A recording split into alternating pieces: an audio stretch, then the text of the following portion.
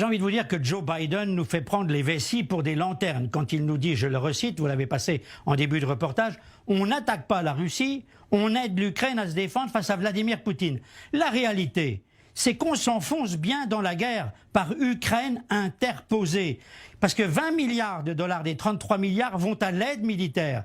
Et puis il faut bien voir aussi que Joe Biden a alimenté la guerre contre la Russie au nom de ses intérêts militaires, stratégiques et économiques. Son langage aujourd'hui est un langage guerrier, agressif.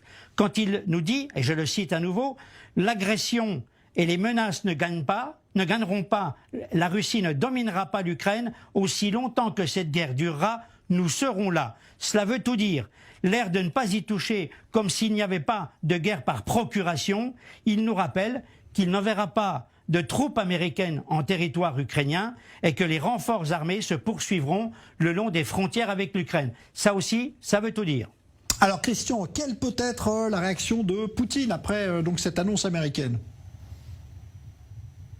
Écoutez, mettez-vous à la place de Poutine. Il va considérer la déclaration de Biden comme une provocation, voire une attaque supplémentaire au moment où précisément il vient d'avertir violemment, c'est vrai, les États-Unis et leurs alliés d'arrêter de soutenir militairement l'Ukraine. Et puis c'était aussi une façon de répondre à Lloyd Austin, le ministre américain de la Défense, qui il y a 48 heures encore déclarait « L'Ukraine doit gagner la guerre ». Donc vous voyez, il s'agit bien de guerre reconnue par les Américains.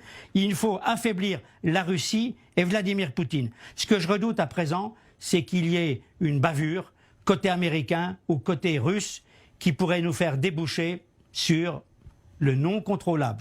J'en dis pas plus.